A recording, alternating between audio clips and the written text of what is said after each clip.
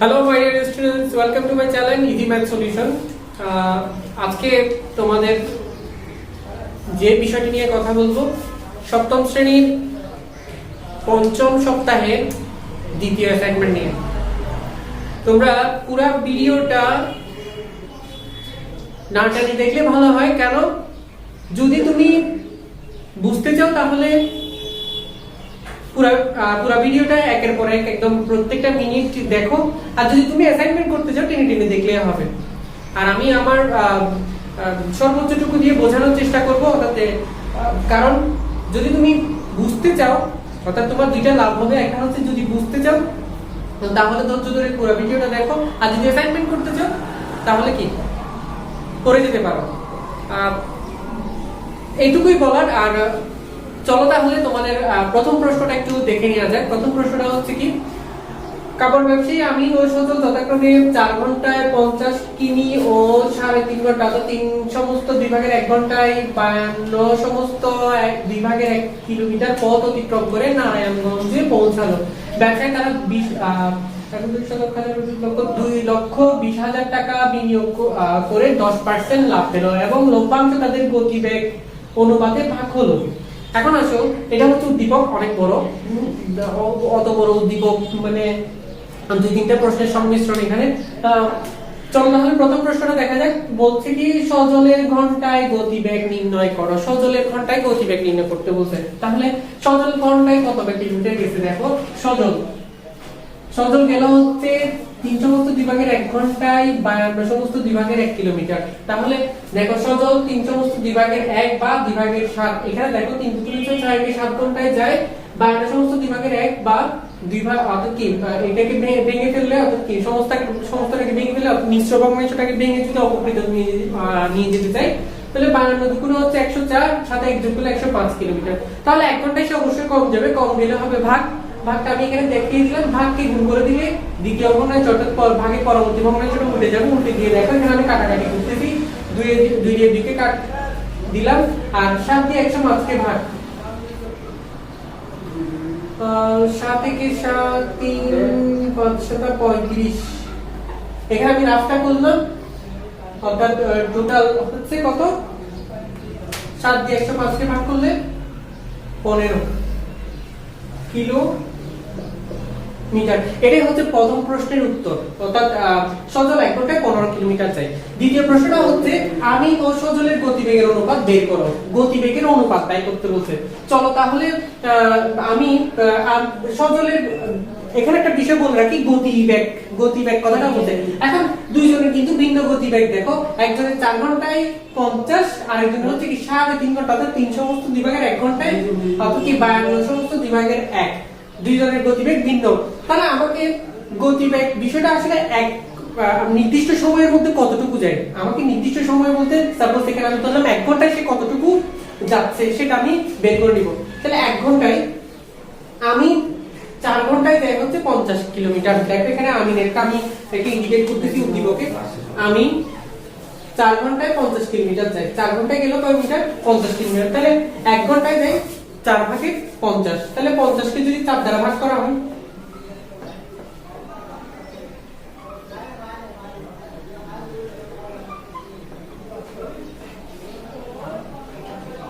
তাহলে 4 সমস্ত অর্থাৎ 12 সমস্ত 4 ভাগে 2। এটাকে যদি কাটাকাটি করা হয়, 2 কে 2 2 দুগুণে 4, 2 দিয়ে ভাগ, তাহলে 12 সমস্ত 2 ভাগের 1 কিলোমিটার। অর্থাৎ আমি 1 ঘন্টায় যে 12 সমস্ত 2 ভাগের 1 কিলোমিটার। তাহলে আমি সজলেরটা কতে বের করে ফেলছি। দেখো কতে নির্ণয় করা আছে। কতে সজল কতটুকু গেছে 1 ঘন্টায়, অর্থাৎ এই যে 1 ঘন্টায় 15 কিলোমিটার গেছে। তাহলে ক হতে পাই সজলের গতিবেগ 1 ঘন্টায় 15 কিলোমিটার। ঠিক আছে? তাহলে আমাকে যেহেতু অনুপাত বের করতে বলছে, শুধুমাত্র আমিন ও সজলের গতিবেগের অনুপাত বের করতে বলছে, তাহলে আমি কি লিখবো? সজলের গতিবেগ 1 ঘন্টায় এত। তাহলে আমিন ও সজলের গতিবেগের অনুপাত নির্ণয়। অনুপাত, তাহলে আমিন অনুপাত হচ্ছে সজল। কেন আমিন অনুপাত সজল লিখছি? দেখো এখানে আমিন এবং সজল, আমিন প্রথমে তারপর হচ্ছে সজল, সেজন্য আমিন অনুপাত সজল দিলাম। ঠিক আছে? তাহলে এখন দেখো আমিনের অনুপাত হচ্ছে কত, 12 সমস্ত বিভাগের 1, আর সজলের অনুপাত হচ্ছে 15।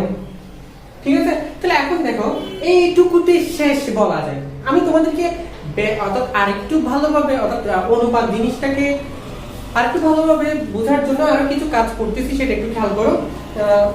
এখানে 12 সমস্ত বিভাগের এক বলতে না আসছে না, তাহলে সেটাকে আমি একটু কাজ করি। কাজটা হচ্ছে কি দেখো, কাজটা হচ্ছে অর্থাৎ এটা হচ্ছে 12.5 কিভাবে আসবে সেটাও দেখো। আমি এই রাফটা একটু দেখো, 12 দিয়ে একটা শূন্য নিলাম, 4 5 20, অর্থাৎ 12 কত আসছে 5। এই ভাগটাকে একটু চেঞ্জ করলাম, 12.5 অনুপাত 15। তাহলে এটাকে যদি 4 দ্বারা গুণ করে দিই, উভয় পক্ষে যদি অর্থাৎ পুরো অনুপাতটাকে যদি 4 দ্বারা গুণ করলে হবে কত, 4 × 48 50 অনুপাত 60। এখানে লিখতে হবে 4 দ্বারা গুণ করে, 4 দ্বারা গুণ করে 50 অনুপাত 60 লিখলাম। এটাকে যদি ভাগ করা হয়, এটাকে দুটোটাকে আবার ভাগ যায় না, 5 × 10 50 6 × 10 60, অর্থাৎ 5 6 10 দ্বারা ভাগ করলাম, 10 দ্বারা ভাগ করলে আসছে কত, 5 অনুপাত 6। এখানে একটু জিনিস একটু খেয়াল করে দেখো, আমাকে যেহেতু অনুপাত নির্ণয় করতে বলছে, কি নির্ণয় করতে বলছে, অনুপাত কথাটা নির্ণয় করতে বলছে। তাহলে অনুপাত জিনিসটা দেখো এইটুকুতেই শেষ, অনুপাতটা আসলে এখানেই শেষ করা যায়। এই জিনিসটা তোমাদের বেসিক, অর্থাৎ অনুপাতটাকে সহজ অনুপাতে নিয়ে যাওয়া। এখানে একটু জটিল মনে হবে, আসলে জটিল না, হিসাব বুঝতে জটিল না, এখানে একটু জটিল মনে হতে পারে, সেজন্য আমি কি করলাম, সহজ অনুপাতে নিয়ে গেলাম। নিয়ে যাওয়ার জন্য তোমাকে নির্দিষ্ট কোনো সংখ্যা দিয়ে উভয় অনুপাতকে গুণ করতে হবে। গুণ করার পরে যদি সেটা যদি আবার ভেঙে চুড়ো করা যায়, সহজ করা যায়, তাহলে তুমি সহজ করতে পারবে। আমি প্রথমে গুণ করলাম সহজ করার জন্য, করার পরে দেখতেছি এটাকে আবার আর একটু চুড়ো করা যাচ্ছে, তাহলে কি 10 দ্বারা ভাগ করে দিলাম, 5 অনুপাত 6। তোমরা চাইলে উত্তর এটাও লিখতে পারবে, আবার এটাও লিখতে পারবে, ঠিক আছে? তাহলে আশা করি তোমরা খ নম্বর প্রশ্নটা বুঝতে পেরেছো। গ নম্বর প্রশ্নে বলা হচ্ছে দেখো, আমিও সহজে প্রত্যেকে কত টাকা লভ্যাংশ পেয়েছে তা নির্ণয় করো। কত টাকা লভ্যাংশ, তাহলে লভ্যাংশের হিসাবটা যদি আমি নির্ণয় করতে চাই, দেখো এই যে এখান থেকে শুরু, তারা এখান থেকে শুরু, ব্যবসায়ে তারা এইখান থেকে শুরু, বিনিয়োগ করে 10% লাভ পেল। এটা হচ্ছে গ নম্বর প্রশ্নের জন্য উদ্দীপক, বুঝা গেছে? তাহলে এখন দেখো গ নম্বর প্রশ্নটা, তাহলে এখান থেকে যদি আমাকে লভ্যাংশ 10% লাভ, তার মানে হচ্ছে কি 100 টাকা ইনভেস্ট করে 10 টাকা লাভ করতে, অর্থাৎ কি 100 টাকা বিনিয়োগ করে 10 টাকা লাভ করতে, ঠিক আছে? তাহলে তারা তো এত টাকা বিনিয়োগ করতে, ঠিক আছে? তাহলে এত টাকায় কত টাকা লাভ হবে সেটা তোমাদেরকে বের করে দেখাতে হবে। তাহলে চলো আমরা গ নম্বর প্রশ্নটা দেখে নিই, খেয়াল করো তাহলে। মানে এরপরে তো আরেকটা বিষয় তোমাদেরকে আমি বারবার বলছি, এখানে আমি দুইটা কালি ব্যবহার করেছি, একটা লাল একটা নীল। এই যে লাল কালি, সরি এটা হচ্ছে লাল কালি, এটা নীল কালি। হ্যাঁ, এই কালিগুলো তোমরা অ্যাসাইনমেন্টে ব্যবহার করবে না, কারণ অ্যাসাইনমেন্ট শুধুমাত্র কালো কালি দিয়ে দিতে হবে, ঠিক আছে? এখানে বোঝার সুবিধাতে আমি লাল কালি ব্যবহার করেছি, যাতে তোমরা সহজে বুঝতে পারো। তাহলে চলো আমরা গ নম্বর প্রশ্নটা দেখি। দেখো তাহলে গ নম্বর প্রশ্নে বলা হচ্ছে কি, আমিনো সজলের প্রত্যেকের টাকা লভ্যাংশ, লভ্যাংশ পেয়েছে, কত টাকা লভ্যাংশ পেয়েছে তা নির্ণয় করতে বলা হয়েছে, ঠিক আছে? হ্যাঁ, তাহলে এখানে দেখো তারা বিনিয়োগ করছে কত টাকা, 2,20,000 টাকা, লাভ করছে হচ্ছে 10%। তাহলে আমি এখানে তোমাদেরকে একটু দেখাই, দেওয়া আছে উদ্দীপকে দেওয়া আছে 10% লাভে, অর্থাৎ 10% লাভ হচ্ছে 100 টাকা বিনিয়োগ করে তারা 10 টাকা লাভ করছে। তাহলে 1 টাকায় বিনিয়োগ করে লাভ হয় কত, 100 ভাগের 10, 1 টাকায় কম হবে, লাভ কম হবে। 2,20,000 টাকা বিনিয়োগ করে কত টাকা লাভ হচ্ছে, দেখো তাহলে এখানে হিসাবটা, তাহলে এই শূন্য দুটো শূন্য টাকা দিলাম, তাহলে এখানে আছে কত, 10। এখানে আমি একটু কালি দিই,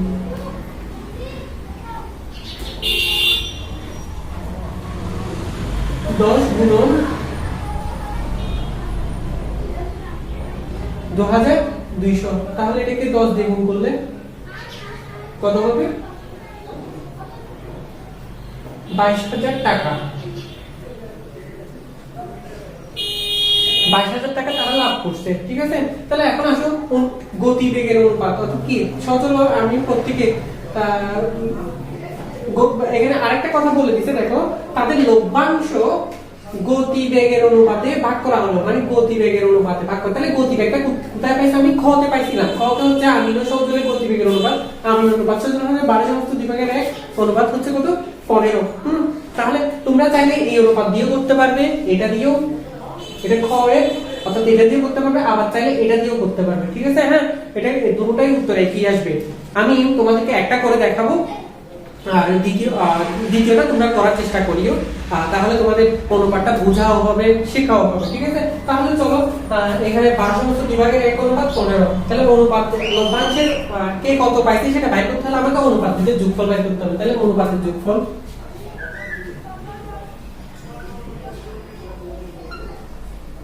অনুপাতের যোগফল, তাহলে অনুপাতের যোগফল হচ্ছে 12 সমস্ত বিভাগের 1 যোগ 15। তাহলে এটাকে লেখা যায় 12 সমস্ত বিভাগের 1 মানে হচ্ছে 12.5 যোগ 15, তাহলে এটা হচ্ছে কত 27.5। ঠিক আছে, তাহলে আমি এটা একটু মুছে ফেলতেছি তোমাদের বাকি অংশটুকু করার জন্য আমি এটা মুছে ফেললাম। হ্যাঁ, তাহলে দেখো অনুপাতের যোগফল এত, তাহলে প্রথমে কে আছে, তাহলে আমি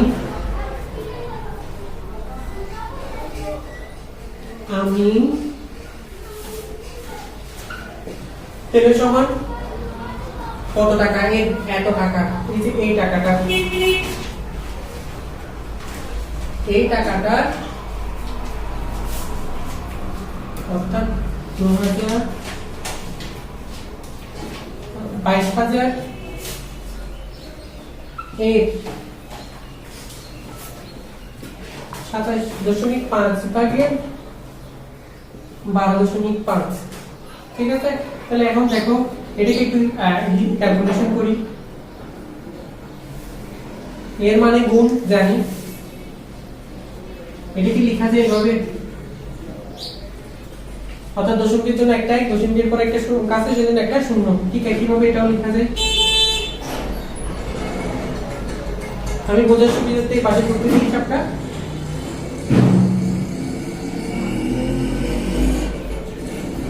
এটাকে এই ভগ্নাংশটাকে উল্টাই দাও,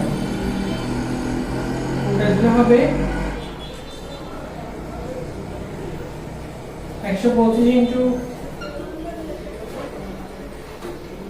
275। হ্যাঁ, তাহলে এই 10 আর এই 10 টাকা, 25 দিয়ে 125 কে ভাগ করলে হচ্ছে 5 25 125, আর এটা হবে 9, সরি 25 থেকে 25 11, অর্থাৎ 25 দিয়ে উভয় সংখ্যাকে ভাগ করলে 11, আবার 11 দিয়ে এটাকে ভাগ করো তাহলে হবে 11 দুগুণে, সরি এখানে হবে 11 দুগুণে 22। ঠিক আছে, তাহলে এখন কত 2000 গুণন 5, তাহলে হচ্ছে কত 10,000 টাকা। তাহলে একজন অনুপাত যেহেতু বের করে ফেলতে পারছি, অপরজনেরটাও বের করে ফেলা যাবে। কিভাবে, ওই 10,000 থেকে অর্থাৎ টোটাল টাকা থেকে যদি এটা বিয়োগ করে দিই সেটাও করা যাবে, কিন্তু আমি সেটা করবো না, যেহেতু অনুপাতে বের করতে বলছি সেজন্য আমি অনুপাতে করবো। ঠিক আছে, তাহলে এই করে যাও, এই অংশটা এটার নিচে আসবে। তারপরে হচ্ছে এদিকে যেটা করতেছি সেটা হচ্ছে তোমার সজলের অংশ। তাহলে সজল পেল সমান, সজল কত পাইছে 22,000 এর 27.5 উপরে হচ্ছে 15। ঠিক আছে, তাহলে এখন দেখো 22,000 10 ভাগে 205, ঠিক একইভাবে 15, তাহলে 22,000 ইন্টু 10টা উপরে চলে যাবে আর 275। ঠিক আছে, তাহলে দেখো এখানে 5 দিয়ে যদি এটাকে ভাগ করা হয়, 5 দুগুণে 10, 5 দিয়ে 275 কে ভাগ করলে হবে 55, আবার 5 দিয়ে 15 কে ভাগ করলে 3, 5 11 55, 11 দিয়ে যদি এটাকে ভাগ করা হয় 11 দুগুণে 22, 2000, তাহলে 2000 গুণন 3, অর্থাৎ গুণন 3 গুণ 2, টোটাল হচ্ছে 12,000। তাহলে দেখো এখানে সজল আমিন পেল হচ্ছে 10,000 টাকা আর সজল পেল হচ্ছে 12,000 টাকা। তাহলে আমাকে আমিন ও সজল প্রত্যেকে কত টাকা লভ্যাংশ পেয়েছে। তাহলে সুতরাং আমিন ও সজল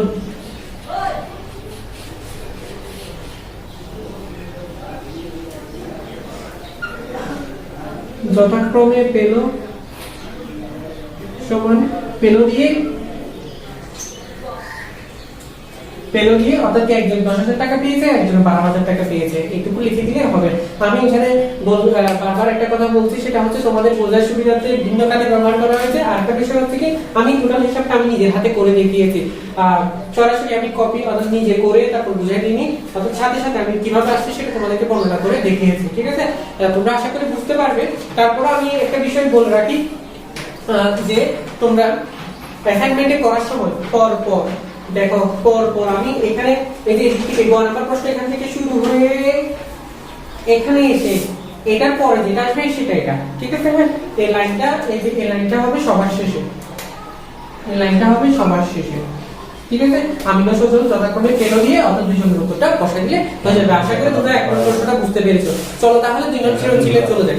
ঠিক আছে, দুই নম্বর সৃজনশীলটাও ঠিক কিভাবে আমি তোমাদেরকে করে করে দেখাবো যে কিভাবে তোমরা সহজে বুঝতে পারো আর কিভাবে তোমরা অ্যাসাইনমেন্টে সেটা করতে পারবে। হ্যাঁ, তোমাদের 2 নম্বর প্রশ্নটি হচ্ছে একটা সৃজনশীল প্রশ্ন, অর্থাৎ বীজগণিত থেকে একটা সৃজনশীল প্রশ্ন দেওয়া হয়েছে। 2 নম্বর প্রশ্নটা হচ্ছে কি, দেখো তিনটা ভগ্নাংশ দেওয়া আছে, অর্থাৎ তিনটা ভগ্নাংশ দেওয়া আছে। প্রথম ভগ্নাংশের হরের উৎপাদক নির্ণয় করো। প্রথম ভগ্নাংশের হর, দেখো প্রথম ভগ্নাংশ হচ্ছে এটা, এটার হর, এটার উৎপাদক নির্ণয় করতে বলছে। আমি এখানে উৎপাদক নির্ণয়টা দেখিয়েছি। ঠিক আছে, তারপরে তোমাদের বুঝতে সুবিধাটা আমি একটু করে বলবো। উৎপাদক নির্ণয় করার সময় তোমাদেরকে অবশ্যই মাথায় রাখতে হবে প্রথম সংখ্যা এবং শেষ সংখ্যা গুণ, অর্থাৎ প্রথম সংখ্যা প্রথমে কোনো প্রতীক নেই, এখানে একটা মনে একটা মান বললাম, এটা এগুলো লিখতে হবে না।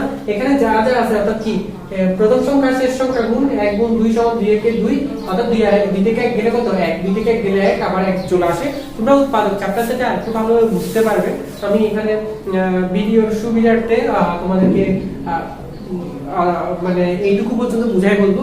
ইন ফিউচার আমি উৎপাদক বিষয়টা নিয়ে আলাদাভাবে একটা ক্লাস রেডি করব, ওখানে তোমরা আরো ভালোভাবে বুঝতে পারবে।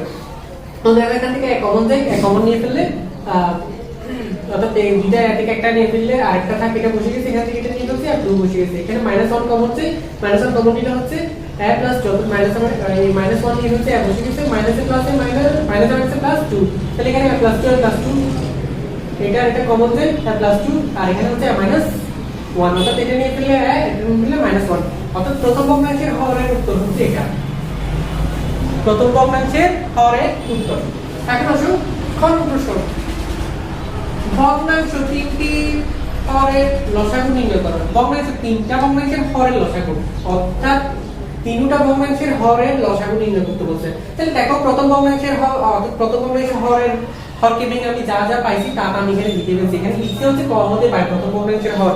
দ্বিতীয় ভগ্নাংশটাকে ঠিক একইভাবে উৎপাদক করতে হবে, হরের উৎপাদক বের করলাম, বের করে সেখান থেকে আমি এই জিনিসটা পেলাম, অর্থাৎ a প্লাস 2 a প্লাস 1 পেয়েছি। ঠিক আছে, তৃতীয় ভগ্নাংশের হর a স্কয়ার অর্থাৎ a স্কয়ার মাইনাস 1, সেটা একটা সূত্র পড়ে যায়, অর্থাৎ a square minus b square সূত্র পড়ে যায়। আমি এখানে তোমাদেরকে বোঝার সুবিধার্থে একটা জিনিস লিখছি, এই লাইনে না লিখলেও চলবে। n whole square minus b অর্থাৎ 1 হোল স্কয়ার, অর্থাৎ এটাকে সূত্র ফেলার জন্য a square minus b square সূত্র, a square minus b square সূত্র ফেললে তাহলে a plus b minus b লামখালি যুক্ত লেখা না লিখলেও চলবে। তাহলে এখান থেকে তোমাদের লসাগু মানে হচ্ছে কি লঘিষ্ঠ সাধারণ গুণিতক। লঘিষ্ঠ সাধারণ গুণিতক যেহেতু তাহলে আরেকটা জিনিস আমরা জানি হচ্ছে কি লসাগু মানে হচ্ছে কমন গুলো নিব, আবার কমন যে অর্থাৎ তিনটা ভগ্নাংশের মধ্যে যেগুলো কমন আছে সেটাও নিব, আর যেগুলো কমন নেই সেটাও নিব। ঠিক আছে, তাহলে দেখো এখানে a প্লাস 2 দুইটা আছে, দুইটা থেকে একটা নিলাম। ঠিক আছে, এই যে একটা, আবার a plus 1 sorry a minus 1 দুইটা আছে, একটা নিলাম। আবার দেখো a প্লাস 1 দুইটা আছে, একটা নিলাম। তাহলে এইটুকু পর্যন্ত নির্ণয় লসাগু লিখে এইটুকু লিখলে উত্তর হয়ে যাবে। আবার এই যে এটাকে একটু মানে অর্থাৎ এটাকে আবার সূত্র ফেলে তোমরা চাইলে a স্কয়ার মাইনাস 1 লিখতে পারবে, আর এইটুকু লিখলেও চলবে। ঠিক আছে, তাহলে চলো 3 নাম্বার প্রশ্ন। 3 নাম্বার প্রশ্নটা একটু তোমাদেরকে আমি বলে রাখি। 3 নাম্বার প্রশ্ন শুরুটা এখান থেকে, শুরুটা এই জায়গা থেকে, এখান থেকে শুরু হয়ে এই পর্যন্ত একটা ধাপ। ঠিক আছে, আবার দ্বিতীয় ধাপ হচ্ছে এইখান থেকে, এখান থেকে শুরু হয়ে এ পর্যন্ত, আবার এর পরে হচ্ছে এখান থেকে শুরু হয়ে এ পর্যন্ত, অর্থাৎ আমি এখানে 3 ধাপ করে লিখেছি। ঠিক আছে না, যাতে তোমাদের বুঝতে সুবিধা হয় সেজন্য, কারণ আমি যেহেতু আমি পেজে করতেছি না বোর্ডে করতেছি, সেজন্য আমি ভেঙে ভেঙে প্রত্যেকটা স্টেপ বাই স্টেপ তোমাদেরকে দেখাবো। চলো তাহলে আমরা 3 নাম্বার ম্যাথটা কিভাবে হচ্ছে সেটা একটু বুঝিয়ে নিই। ঠিক আছে, তাহলে তৃতীয় তৃতীয় ভগ্নাংশটা কি? তৃতীয় ভগ্নাংশ সরি দুইটা ভগ্নাংশের যোগফল, দুইটা ভগ্নাংশের কি যোগফল হতে প্রথম ভগ্নাংশটি বিয়োগ। তাহলে প্রথমে দুইটা ভগ্নাংশ অর্থাৎ দ্বিতীয় তৃতীয় ভগ্নাংশ আগে যোগ করতে হবে। দ্বিতীয় ভগ্নাংশ আর তৃতীয় ভগ্নাংশ যোগ করলাম। দ্বিতীয় ভগ্নাংশকে হরকে ভেঙে যা পাইছি এবং তৃতীয় ভগ্নাংশ হরকে ভেঙে যা পাইছি তা থেকে পাইছি যেখানে লেখা আছে ক হতে পাই। কি হতে পাই? ক হতে পাই। এই জায়গাটা কি খেয়াল করবে? ক হতে পাই। ক তে আছে দেখো ভাঙা অংশটা আমি ক থেকে নিয়েছি, খ থেকে, আর বাকি ভাঙের অর্থাৎ উৎপাদকগুলো বারবার না করে খ থেকে নিয়ে এসেছি। নিয়ে দেখো এখন তাহলে লসাগু করব, লসাগু করলাম অর্থাৎ লসাগু করলে কি আসে a + 2 আর a + 1 -1 লসাগু আসলো। তাহলে এটা দিয়ে এটাকে যখন আমি ভাগ করলাম অর্থাৎ ভগ্নাংশের পদ দিয়ে লসাগুকে যখন ভাগ করা হয় ভাগ করে যা পাই তা দিয়ে উপরের লবকে গুণ। তাহলে এখন দেখো a + 2 a + 1 a + 2 a + 1 চলে গেলে -1 বসিয়ে দিতে। হ্যাঁ, তাহলে a + 1 a - 1 a + 1 a - 1 চলে গেলে a * a + 2। ঠিক আছে, তাহলে এখন গুণ করতে হবে দিয়ে 2 কে গুণ করলে 2a আর এই -1 কে গুণ করলে -2a দিয়ে 1 কে গুণ করলে a² আর দিয়ে 2 কে গুণ করলে 2a। ঠিক আছে, এখানে দেখো একটু খেয়াল করে বুঝতে পারবে। দেখো এই a² যেটা আছে এটা আমি প্রথমে লিখলাম 2a 2a দুটোটা যোগ করলে হবে কত? 4a। তাহলে -2 এই হচ্ছে একটা ধাপ। দ্বিতীয় ধাপ হচ্ছে কি দেখো আবার এই যে যোগফল থেকে কি বলছে প্রথম ভগ্নাংশ বিয়োগ করো। যোগ প্রাপ্ত যোগফল বিয়োগ প্রথম ভগ্নাংশ। প্রাপ্ত যোগফল হচ্ছে এটা আর বিয়োগ প্রথম ভগ্নাংশ, প্রথম ভগ্নাংশ হচ্ছে এটা। ঠিক আছে, তাহলে প্রাপ্ত বিয়োগফল লিখলাম মাইনাস এই যে এখানে এর হরের যে হরকে যে ভাঙতে হবে ভাঙা অংশটা আমি ক তে পাইছি। দেখো এখানে লেখাই আছে ক হতে পাই। ঠিক আছে, তাহলে এখন দেখো এখানে লসাগু করতে হবে a + 2 a + 1 a - 1 আসছে। ঠিক আছে, তাহলে a + 2 a + 1 a - 1 দিলাম। দেওয়ার পরে এখন তোমরা লব দিয়ে হরকে ভাগ করবে, সরি হর দিয়ে লসাগুকে ভাগ করবে। ভাগ করার পরে যা পাবে তাকে লব দিয়ে গুণ করবে। ঠিক আছে, হ্যাঁ, তাহলে এখন a + 2 এইটা পুরাটা দিয়ে এটা ভাগ করলে চলে গেল। চলে যাওয়ার পর দেখো a + s² + 4a - 2 টা পরে বসে গেলে যে মাঝখানে মাইনাস এর উপরে হরে কি আছে a আছে না, এটা দিলাম, সরি লবে a আছে না, এটা দিলাম। তারপর হচ্ছে কি a + 2 a - 1 a + 2 a - 1 চলে গেল। আর এটাকে a + 1 এই যেটা থাকে এটা দিয়ে গুণ করে দিলাম। গুণ করার পর দেখো কি হচ্ছে। দেখো এই যে এটা পুরোপুরি বসাই দিছি। এটা বসানোর পর মাইনাস এ দিয়ে এটি গুণ করলে মাইনাস a স্কয়ার, মাইনাস এ দিয়ে প্লাস 1 কে গুণ করলে মাইনাস a। কাটাকাটি করলাম, করার পর আর কি থাকে চারটা এক কে একটা চলে গেলে তিনটা a থাকে অর্থাৎ 3a - 2 বসে গেল। এইটুকুই উত্তর, অর্থাৎ তোমার 3 নাম্বার প্রশ্নের উত্তর। তো আশা করি তোমরা বুঝতে পেরেছো। আমি তোমাদের বোঝার সুবিধার্থে এখানে বিভিন্ন কালি ব্যবহার করেছি। হ্যাঁ, এই কালারগুলো তোমরা ব্যবহার করবে না। আর প্রশ্নটা পড়ে এই যে পাশে প্রশ্ন আছে প্রশ্নটা পড়ে তোমরা একের পর এক একটার পর একটা কি করবে, একটার পর একটা করে নিবে। আশা করি তোমরা বুঝতে পেরেছো। আর সবচেয়ে বড় বিষয় হচ্ছে কি আমি এখানে উৎপাদক যে বিষয়টা আছে আমি একটা জিনিস বলে রাখি, উৎপাদক যে বিষয়টা আছে ওই বিষয়টা নেক্সটে তোমাদেরকে আরেকটা ভিডিওতে সম্পূর্ণ তথ্য তুলে ধরবো যাতে তোমরা উৎপাদক জিনিসটা একদম সহজ হয়ে যায়। ঠিক আছে, আজ এখানে যেহেতু অ্যাসাইনমেন্ট সেজন্য আমি উৎপাদক জিনিসটাকে ভালোভাবে মানে বুঝিয়ে তুলতে পারিনি বা বুঝানো। এখানে যদি বুঝাইতে যাই তাহলে আর মানে কি আমাকে বাকি প্রশ্নগুলোর উত্তরগুলো অর্থাৎ তোমাদের সংক্ষিপ্ত প্রশ্নের উত্তরগুলো দিতে সময় বেশি লেগে যাবে, সেজন্য আমি সংক্ষিপ্ত আকারে বললাম। ঠিক আছে, তাহলে চলো এরপর তোমাদের সংক্ষিপ্ত পার্টে 10টা প্রশ্ন আছে, সেই 10টা প্রশ্নের উত্তরটা আমি এখন প্রদান করব। তাহলে তোমরা এটা দেখলেই বুঝতে পারবে আশা করি। বই না থাকে 2 নম্বর স্টেপটা হচ্ছে আসলে সংক্ষিপ্ত। ঠিক আছে, সংক্ষিপ্ত প্রশ্নগুলোর উত্তর। আমি সংক্ষিপ্ত প্রশ্নগুলোর উত্তর 1 2 3 4 5 একটা বোর্ডে 5টা প্রশ্ন করার চেষ্টা করেছি। ঠিক আছে, হ্যাঁ, যেহেতু ছোট ছোট প্রশ্ন সেজন্য আমি 5টা প্রশ্ন এখানের মধ্যে নিয়ে আসি। তবে সিরিয়ালি আমি তোমাদেরকে অত কি একের পর এক বুঝাই দেওয়ার চেষ্টা করব। প্রথম প্রশ্নটা হচ্ছে 2 মাইল ও 3 কিলোমিটারের মধ্যে পার্থক্য কত? তাহলে আমাকে 1 মাইল সমান জানতে হবে। তাহলে 1 মাইল সমান হচ্ছে এখানে আমরা জানি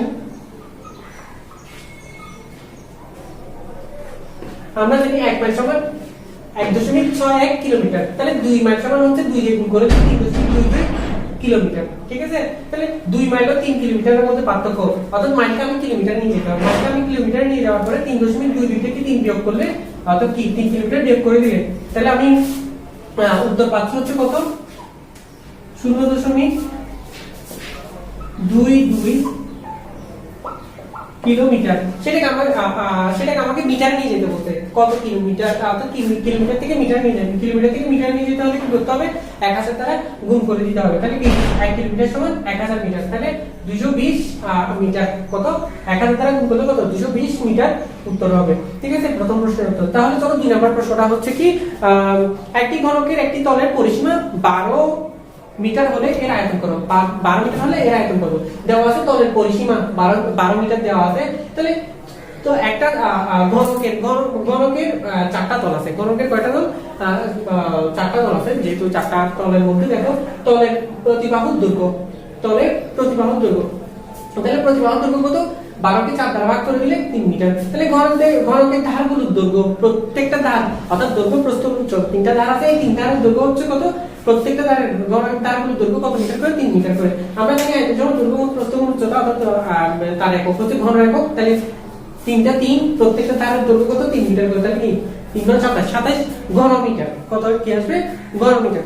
এরপরে যাও 3 নম্বর প্রশ্নের উত্তর। বলা হচ্ছে কি, একটি গ্লাসে 250 মিলিলিটার পানি ধরে, এর 25টি গ্লাসের পানি দ্বারা একটি পাত্র সম্পূর্ণ করা যায়, পাত্রটিতে কত লিটার পানি ধরে। তাহলে একটি গ্লাসে 250 মিলি, ঠিক আছে। তাহলে 25টা গ্লাসে বেশি হবে, 25টা গ্লাসে কত 4250 মিলিলিটার। তাহলে আমরা জানি 1000 মিলিলিটার সমান 1 লিটার, তাহলে 1000 মিলিলিটার সমান যেহেতু 1 লিটার, তাহলে 6250 মিলিলিটারে কত লিটার হবে। তাহলে সেটা ভাগ করে দিলে 1000 দ্বারা ভাগ করে দিলে 6.25 লিটার আসবে।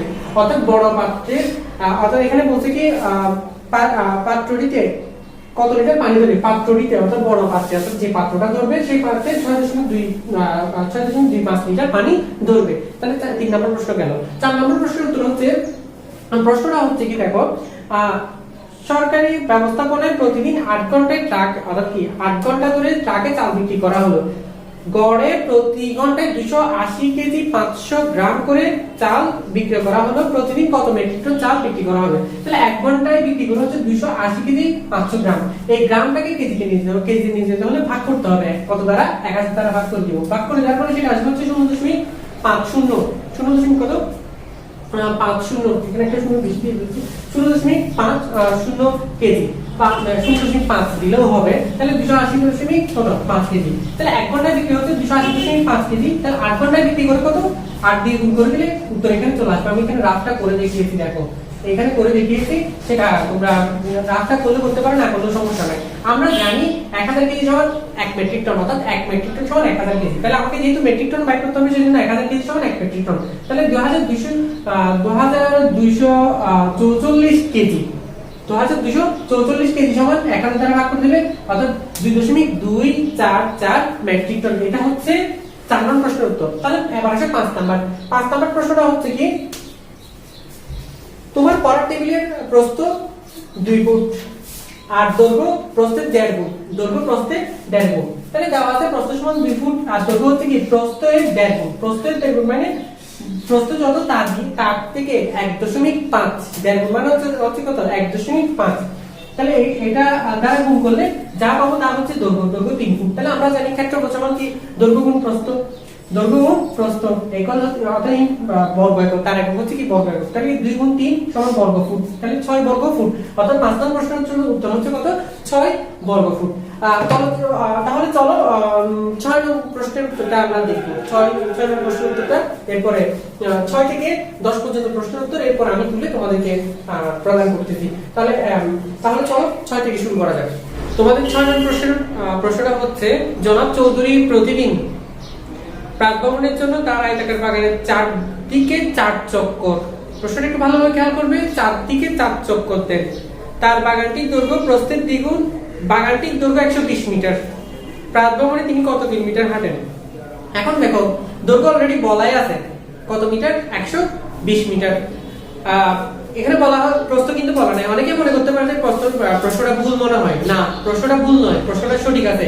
অর্থাৎ দৈর্ঘ্য প্রস্থের দ্বিগুণ, দৈর্ঘ্য যেটা দিয়ে আছে সেটাকে যদি 2 দ্বারা ভাগ করা হয় তাহলে আমি প্রস্থ পেয়ে যাব। ঠিক আছে, বাগানের দৈর্ঘ্য 120 মিটার আর বাগানের প্রস্থ হচ্ছে কত, 2 দিয়ে ভাগ করলে 60 মিটার। তাহলে বাগানের চারদিকে যেহেতু ঘুরে, অর্থাৎ এটা যদি বাগান হয় এর চারদিকে ঘুরেন, অর্থাৎ এখান থেকে শুরু করে এদিকে এভাবে করে চারদিকে ঘুরেন, তাই তো।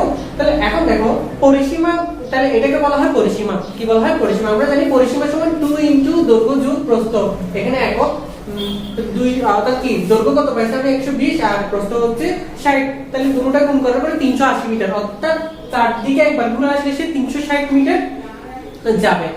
এখন আসো, এখানে বলা হচ্ছে সে প্রতিদিন 4 চক্কর করে দেয়। কয় চক্কর? 4 চক্কর করে। তাহলে 4 চক্কর, এক চক্কর সমান, অর্থাৎ এখান থেকে যদি শুরু করি সে যদি এইভাবে একবার আসে তাহলে এক চক্কর সমান হচ্ছে 360 মিটার। তাহলে 4 চক্কর সমান 360 গুণ 4 1440। আমাকে সেটি কিলোমিটারে নিয়ে যেতে বলছে। তাহলে আমরা জানি 1000 মিটার সমান কত? 1 কিলোমিটার। তাহলে টোটালি কত মিটার হলো?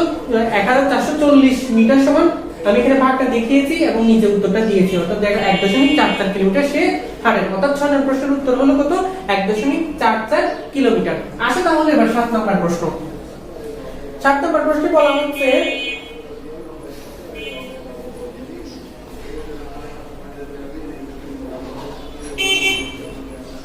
অনু তার খাতার একটি সমান্তরিক এঁকে মেপে দেখলো যে এর ভূমি 7.5 সেন্টিমিটার, উচ্চতা 4.25 সেন্টিমিটার। অনুর আঁকা সমান্তরিকটির ক্ষেত্রফল কত?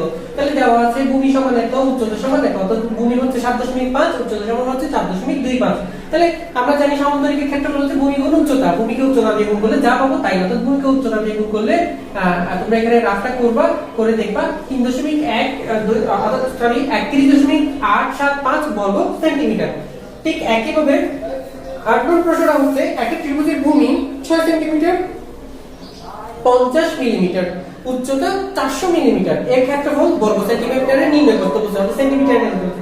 তাহলে ত্রিভুজের ভূমি, তাহলে ভূমি 6 সেন্টিমিটার 5 মিলিমিটার, মিলিমিটারকে আমাকে সেন্টিমিটার নিয়ে যেতে হবে। তাহলে আমাকে দেখে জানতে হবে কত মিলিমিটার 1 সেন্টিমিটার। আমি পাশে নোট লিখেছি 10 মিলিমিটারে 1 সেন্টিমিটার। তাহলে এখানে দেখো 10 দিয়ে যদি 5 কে ভাগ করা হয় তাহলে 0.5, 6 এর সাথে 0.5 যোগ করলে 6.5 সেন্টিমিটার হচ্ছে ত্রিভুজের ভূমি। এবার আসলে ত্রিভুজের উচ্চতা, যেহেতু মিলিমিটারে দিয়ে আছে 10 দিয়ে ভাগ করে দিলে 40 সেন্টিমিটার। তাহলে আমরা ত্রিভুজের ক্ষেত্রফল নির্ণয়ের সূত্র জানি হচ্ছে হাফ ইনটু ভূমি গুণ উচ্চতা, অর্থাৎ বিভাগের 1 গুণ ভূমি গুণ উচ্চতা।